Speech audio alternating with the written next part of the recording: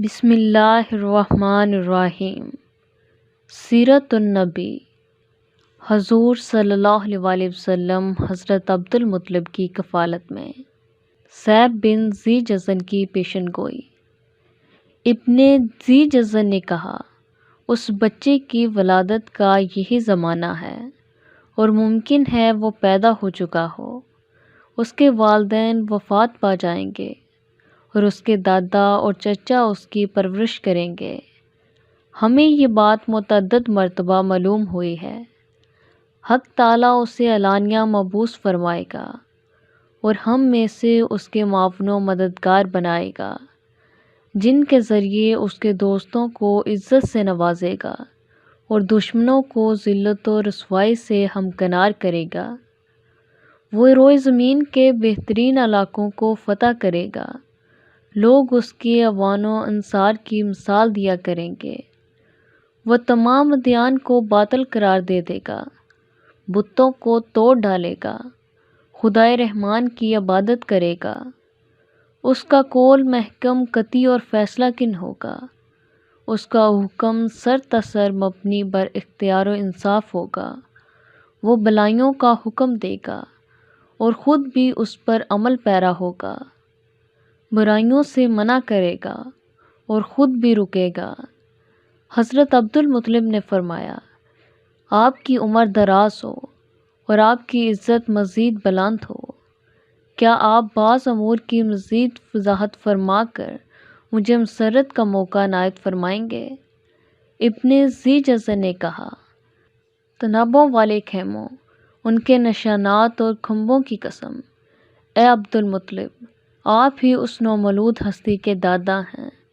اے عبدالمطلب، سجدہ سے سر اٹھائیے، آپ کا دل ٹھنڈا اور آپ کی بات سربلند رہے۔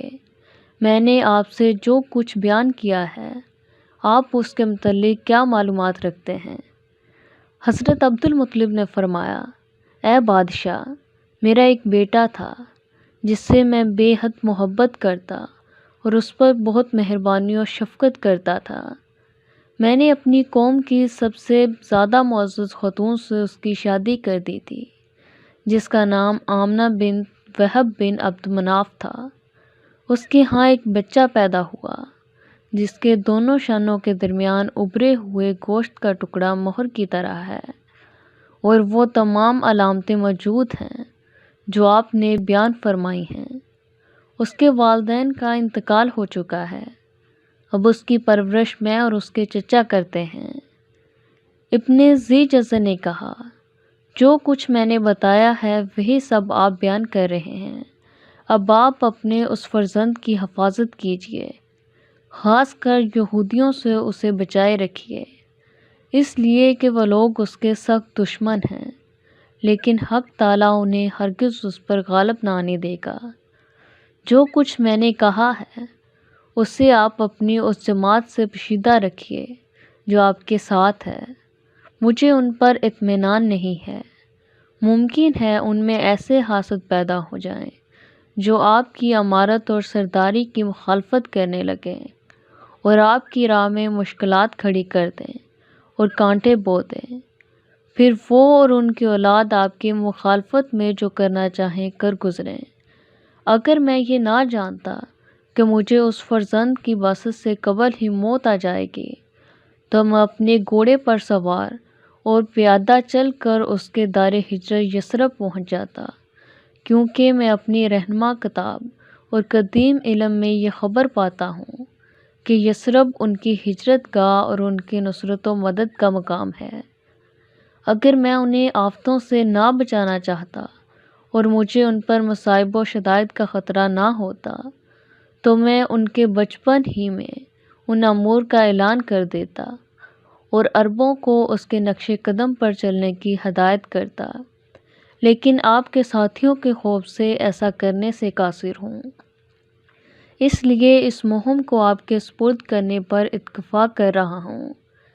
پھر ابن ذی جزن نے حکم دیا کہ ان لوگوں میں سے ہر شخص کو 10 غلام، 10 حبشی باندیاں، 5 رطل چاندی، 10 لمبی چادریں، عنبر کا ایک ڈبہ عطیہ کے طور پر دیے جائیں اور عبد المطلب کو ہر چیز 10-10 گنا دینے کا حکم دیا، اور آپ سے کہا کہ جب یہ سال گزر جائے تو مجھے اس بچے کے حالات سے مطلع کرنا۔ مگر 1 سال پورا نہ ہوا تھا کہ ابن ذی جزن کا انتقال ہو گیا۔